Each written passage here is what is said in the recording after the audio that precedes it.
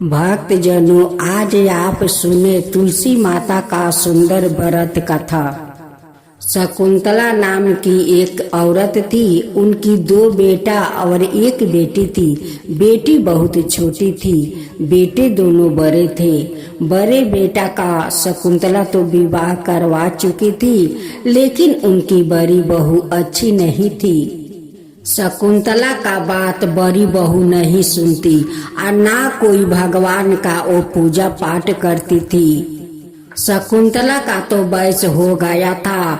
एक दिन अचानक शकुंतला का ना जाने क्या हो गया, कांपते कांपते वो बेचारी अपाहिज हो गई। तब से शकुंतला वो बैसाखी पर चलती थी। बैसाखी उनकी सहारा था। शकुंतला अपना बड़े बेटा से कहती है कि मोहन, देखे मेरे जीवित रहते में तू सोहन का अच्छा लड़की देखकर शादी करवा दे। मैं भी चाहती हूँ कि सोहन का शादी हो जाए और उनकी पत्नी को देख लूँ तो मेरा मृत्यु हो। मोहन कहने लगा कि माँ, मैं तो अपना भाई के लिए लड़की देख चुकी हूँ। वो बहुत सुंदर है और सर्वगुण संपन्न है। वो पूजा पाठ करती है, मुझे पसंद पड़ गया। उसी लड़की से मैं अपना सोहन को शादी करवाऊंगी। माँ पूछती है कि मोहन, उनकी घर द्वार कैसे है और उनकी अवस्था कैसे है? मोहन कहते हैं कि माँ, वो लोग गरीब है। उनकी एक ही बेटी है। वो बूढ़ा बाप को देखभाल करती है। कुछ थोड़ा जमीन है, वो आदमी लोग के दे देते हैं। वही लोग गाड़ते हैं। आधा अन्न उन्हें देते हैं और आधा अनाज वो लोग लेते हैं। वही से उनकी संसार चलता है। माँ, शकुंतला का बहू एक दिन सुन लेती है या सुनकर चुपके से उस लड़की का घर पहुंच जाती है और लड़की के पिताजी से कहती है कि आप तो अपना लड़की को मेरे घर में शादी देंगे तो दहेज क्या क्या देंगे? वो बूढ़ा बाप कहते हैं कि बेटी, मेरे पास देने के लिए कुछ नहीं है। मेरे पास तो ये मेरा बेटी है। मेरा बेटी सब कुछ है। यही मेरे सब कुछ है। इन्हीं को तो आपको घर में दे दूंगा। बड़ी बहू कहती है कि ऐसा ही कैसे हमारे घर में अपना बेटी को दे देंगे? ये घर है, जमीन है, बेच दीजिए। अब बेचकर मेरा देवर को दहेज दीजिए। सावित्री सुनकर कहती है कि पिताजी, मुझे शादी नहीं करना है। जो घर में दहेज लोग मांगते हैं उस घर में मैं शादी नहीं करूंगी। बड़ी बहू जे सावित्री के घर में आकर उनकी पिताजी से वो जमीन बेचकर दहेज मांगती है, इसका बारे में तो ना पाता था मोहन को और ना पाता था सोहन को। किसी को पता नहीं था कि वो चुपके से उनकी घर में जाकर दहेज मांगती है। एक दिन सावित्री का पिताजी आकर मोहन से कहते हैं कि इस घर में मेरी बेटी नहीं आएगी। जिस घर में लोग दहेज मांगते हैं उस घर में नहीं आएगी। मोहन कहने लगे कि पिताजी, आपसे कौन मांगा है दहेज? मैं तो आपसे दहेज नहीं मांगा। कहने लगे कि बेटा, तेरा पत्नी गई थी, कहती है कि जगह जमीन बेचकर दहेज मेरा देवर को दे दो। मोहन कहने लगा कि देखिए पिताजी, हमारा तो पता नहीं है कि मेरी पत्नी आपका घर जाकर दहेज मांगती है। मोहन कहने लगा कि देखिए पिताजी, एक कपड़ा में अपना बेटी को विदाई कर दीजिए, बस वही मेरे लिए बहुत होगा। ये बात सुनकर मोहन का पत्नी तो जलने लगी। कहने लगी कि ये शादी तो नहीं रोकेगा, लेकिन मैं कैसे रोकूं, क्या करूं? उनकी गांव में एक अघोरी था जो सभी लोग से ठगा ठगा कर पैसा और जेवरात लेता था। उसी के पास से मोहन का पत्नी जाती है आया घोर से कहती है कि बाबा, एक काम कर दीजिए, आपको बहुत सारा मैं पैसा दूंगा। अघोरी बाबा कहते हैं कि बोल बेटी, कैसा काम करना है? जैसा बोलेगी वैसा ही काम हो जाएगा। कहती है कि बाबा एक लड़की है जो मेरा देवर से शादी होने वाला है, वो मेरे घर के लिए अशुभ है, मेरे देवर के लिए अशुभ है, वो आएगी तो मेरा देवर को मृत्यु हो जाएगा। उस लड़की के आप जैसा भी हो वैसा उसे खत्म कर दीजिए। अघोरी बाबा अपना दूध को बाजार में बैठाता है और कहते हैं कि वो लड़की की जहाँ देखो वहाँ से उठाकर ले जाओ और नदी में फेंक दो। उसी दिन सावित्री नदी से जल भरकर कलश में आ रही थी। अघोरी का दूत को नजर पड़ा और जाकर उन्हें हाथ पकड़कर उस नदी में घसीटते ले जा रहा था फेंकने के लिए। वैसे तो सोहन का नजर पड़ गया कि इसी लड़की से तो मेरा शादी होने वाला है, ये शैतान लोग उस लड़की का नदी में क्यों फेंकने ले जा रहा है।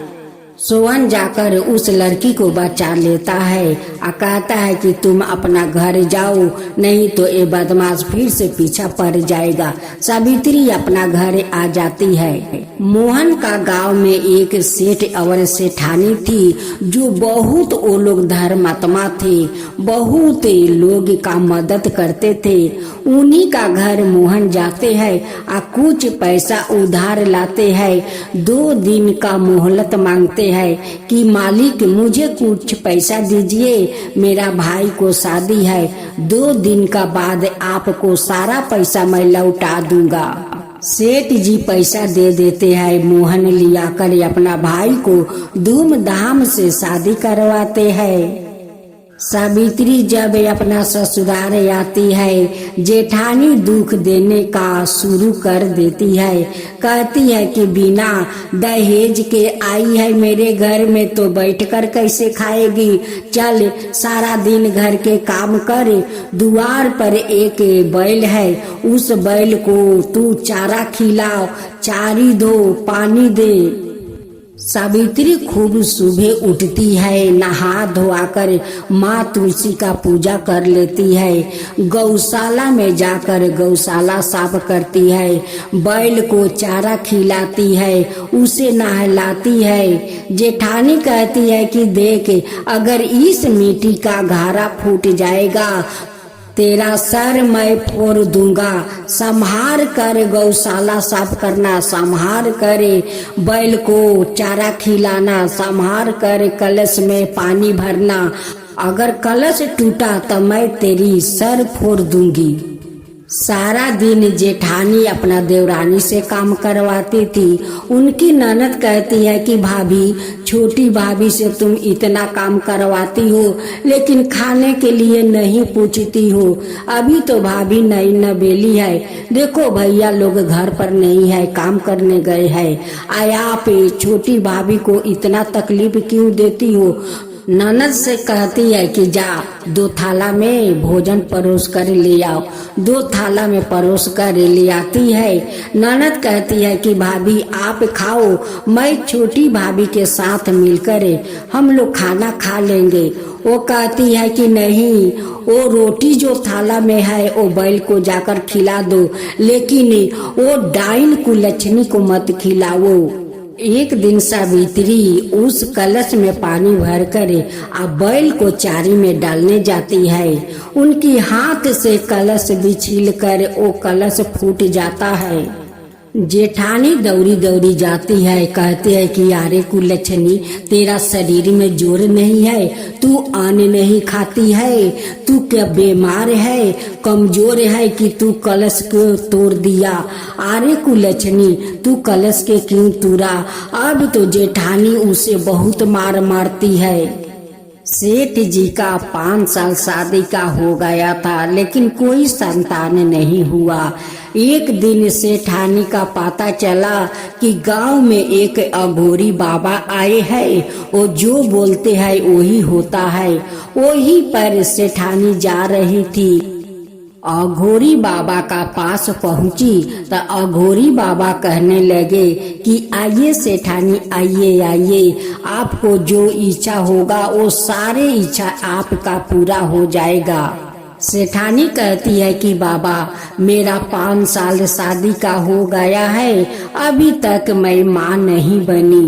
अब तो अघोरी बाबा कहने लगे कि जरूर होगा, मैं आपको ऐसा एक तबीज दूंगा, उस तबीज को सेठ जी का गले में पहना देना, तब देखना आपको संतान जरूर होगा। ठागवा या गोरी बाबा उस सेठानी का शैतानी तबीज दे दिया। सेठानी ले जाकर सेठ जी के गले में पहना दी।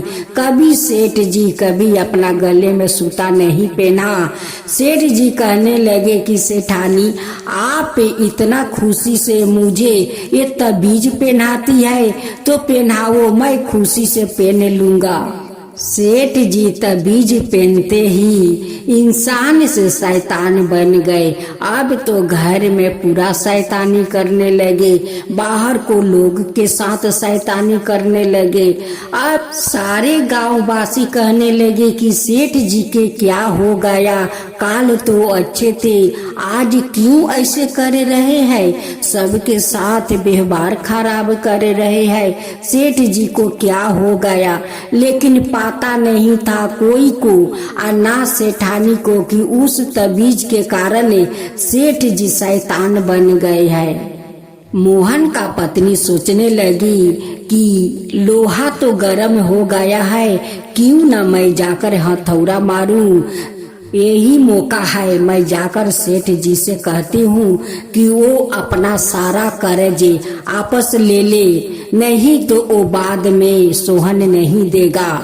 मोहन का पत्नी सेठ के पास जाती है या कहती है कि सेठ जी मोहन और सोहन के पास बहुत सारा पैसा है, जाकर अपना सूद समेत सारे पैसा ले लीजिए। सेठ जी मोहन का घर जाता है या मोहन से कहता है कि मोहन मेरा सूद समेत सारा पैसा दे दे। अब मोहन कहने लगे कि सेठ जी अभी मैं कहाँ से पैसा दूं, आप चिंता मत करें सेठ जी, मैं सारे आपका सूद समेत पैसा लौटा दूंगा। आपसे 2 दिन का मोहलत मांगी हूँ, आपका ठीक मैं पैसा सारा लौटा दूंगा, एक पैसा नहीं रखूंगा। सेठ जी कहने लगे कि हमें अभी पैसा चाहिए। मोहन कहता है कि अभी मेरा पास पैसा नहीं है सेठ जी, मैं आपको सारा पैसा दे दूंगा। तब सेठ कहने लगे कि ठीक है, पैसा नहीं है तो तेरा भाई का पत्नी तो है, उसे मुझे दे दे। अब तो मोहन और सोहन पूरा गुस्सा हो गया, कहने लगा कि सेठ जी आप इंसान हो, आप तो धर्मात्मा हो, आपको तो सब लोग भगवान मानते हैं, लेकिन आपको आज क्या हो गया है कि ऐसा अशुभ बात करते हैं। सावित्री सारा गहना अपना पति को देती है या कहती है कि सेठ जी को दे दीजिए। सेठ जी सारा जेवरात लेकर अपना घर चले जाते हैं। यहाँ पर मोहन का पत्नी तो अब बहुत झगड़ा करने लगी, कहने लगी कि ये गहना सारे तेरा बाप दिया है, तेरा तो भिखारी बाप है, दहेज में तो फूटी कौड़ी नहीं दिया, ये सारे जो गहना अपना पति को दिया है कि सेठ को दे दो। ये जानती हो ये सारे गहना मेरा है, सारे जेवरात मेरा है और तू दे दिया सेठ को। अब तो सोहन कहने लगे कि भाभी देखिए आप इस जेवर के बारे में चिंता मत कीजिए, मैं आज ही बाहर जाऊंगा कमाने और कमा कर आऊंगा और सारा आपको गहना छोड़ा कर ले आऊंगा, भाभी आप चिंता मत कीजिए। सोहन बाहर जाता है कमाने। रास्ते में अघोरी बाबा का दूत उन्हें देख लेते हैं और देख कर जाकर सोहन को इतना मार मारा, इतना मार कि सोहन दोनों आंख से अंधा हो गया और उसी रास्ता में बेहोश पड़े थे। कुछ गांव के लोग देखा तो आकर मोहन से कहता है कि आपका भाई तो बेहोश रास्ता में पड़ा है। मोहन जाता है अपना भाई को घर ले आता है।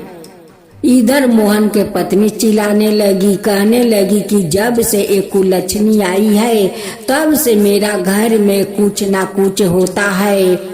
मेरे घर में अशुभ होता है, शुभ नहीं होता है।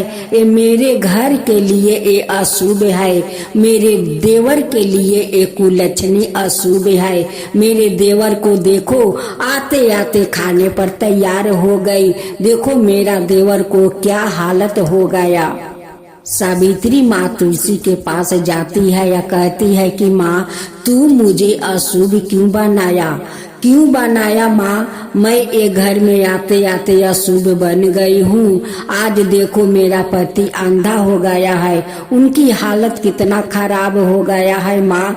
अगर मेरे में कुछ सत्य है, मेरे पूजा में अगर भक्ति है, तो आप मेरे पति को ठीक कर दो हे तुलसी माता। माँ तुलसी एक वैदिनी का रूप धारण करती है। अब मोहन के घर आती है और कहती है कि वैद के दावा लो। जिसका पाँव टूटा है, पाँव टूटने के दावा है। जो अंधा है, अंधे के दावा है। अंधे के अगर आँख पर मेरा दावा लगा दो तो वो सब कुछ देखने लगता है। टूटे हुए पैर पर मेरा दावा लगा दो तो उनकी पैर ठीक हो जाता है। ये बात सुनकर मोहन दौड़े दौड़े अपना दरवाजे पर जाते हैं और उस वैदिनी को बुलाकर ले आते हैं। कहते हैं कि माता देखिए मेरे भाई दोनों आँख से नहीं देखते हैं। कुछ गुंडा लोग ऐसा मारा कि मेरे भाई दोनों आँख से अंधा हो गया है। भेष रूपी वैदिनी कहती है कि ये तुलसी के पाता ले जाओ और उनकी दोनों आँख पर रख दो, देखो वो ठीक हो जाएगा। वो तुलसी पाता ले जाता है, अपना भाई के दोनों आँख पर रख देता है। और कुछ घड़ी के बाद जब वो वैदिनी चली जाती है तो वो दोनों आँख से देखने लगता है। सोहन कहने लगा कि भैया अब तो मैं दोनों आँख से देख रही हूँ, सब कुछ दिख रहा है। अब तो मोहन उस वैदिनी बूढ़ी को खोजने बाहर निकल गया कि वो वैदिनी माता कहाँ गई, वो वैदिनी माता कहाँ गई। वो तो कोई वैदिनी माता थी नहीं, वो तो साक्षात माँ तुलसी वैदिनी का रूप धारण करके आई थी, अपना भक्त का रक्षा की। जब सोहन ठीक हो गया तो दोनों भाई बैल लेकर खेत में गया। उनकी बड़े भाई को प्यास लगा, वो कुआं पर पानी पीने गए। आहर को और बैल को खड़ा कर दिया। उसी समय अघोरी बाबा का दूत आया और उस बैल को खिला दिया। एक बैल तो मर गया। मोहन आकर कहने लगा कि एक बैल तो मर गया, अब हम लोग खेत कैसे जोतेंगे। एक दिन मोहन और सोहन कहीं बाहर चला गया था।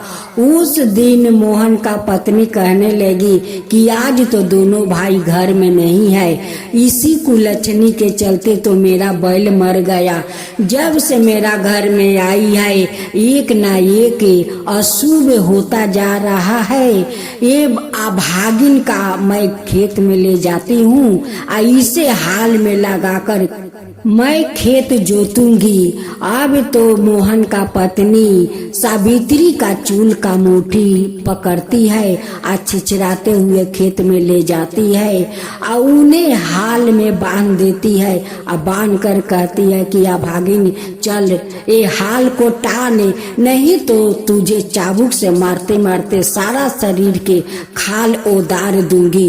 अब तो वो हाल टानती है और वो मारती है, चाबुके मारती है।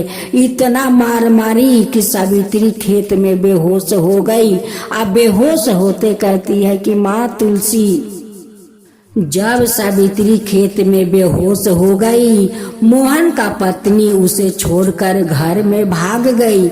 माँ तुलसी आती है, सारा खेत को वो जोत देती है और सावित्री को होश में ले आती है और लिया कर कहती है कि बेटी उठ उठ उठ बेटी। ओ अपाहिज सासू माँ बैसाखी परे, वो चिल्लाती है कि बड़ी बहू छोटी बहू के मत मार, मर जाएगी, वो मर जाएगी। लेकिन बहू कहाँ मानती है, वो तो मारते मारते उन्हें बेहोश कर दिया और करके भाग गई। उसी समय मोहन और सोहन वो आ जाते हैं। उसी खेत में। अब तो माँ तुलसी से दर्शन सब कोई का हो जाता है।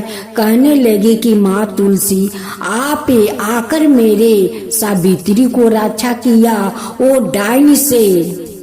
माँ तुलसी मोहन से कहती है कि मोहन, तुम्हारा पत्नी एक कब से चाल चल रही है। तुम्हारा गांव में एक अघोरी बाबा है जो ठगवा है, सबको ठगाते हैं। वो झूठ बोल बोल कर सभी से पैसा जेवराते लेते हैं। उसी अघोरी के पास तुम्हारा पत्नी गई थी कि सावित्री से शादी ना हो। सावित्री के मारने के लिए अघोरी वो अपना दूत भेजा था कि जाकर उसे नदी में फेंक दो, ना रहेगी और ना सोहन से शादी होगा। ये सब आपका पत्नी बोली थी। सेठ जी तो बहुत इंसान आदमी है, वो तो धर्मात्मा है। सेठानी उस बाबा के पास गई थी कि बाबा मेरा 5 साल शादी हो गया, अभी तक मैं माँ नहीं बनी।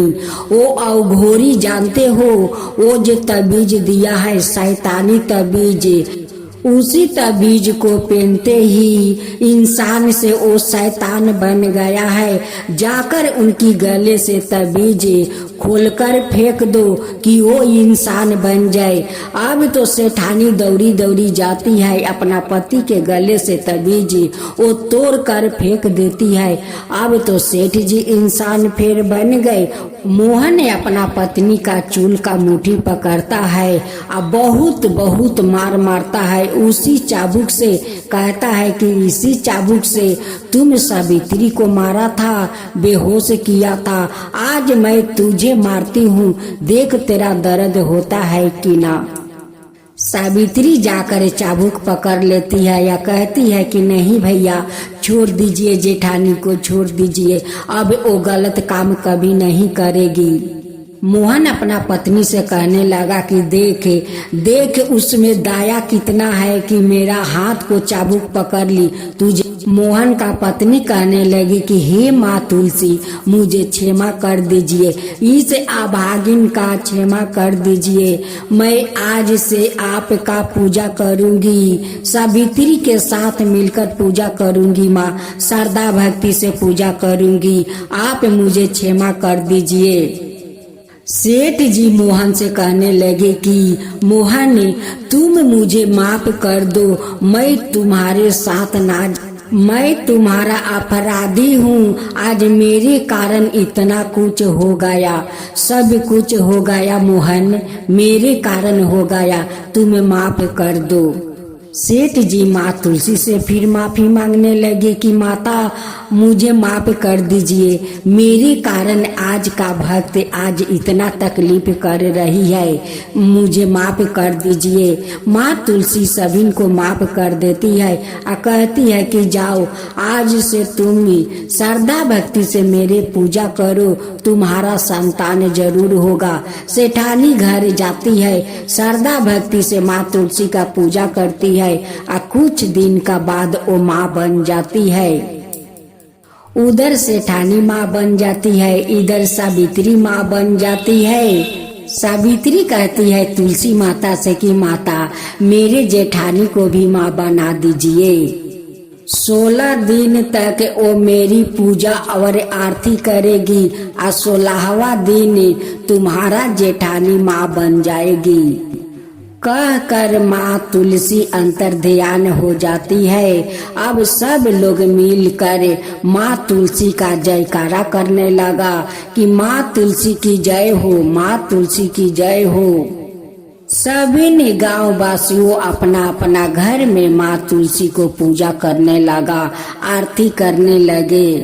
तुलसी माता की जय हो, तुलसी माता की जय हो।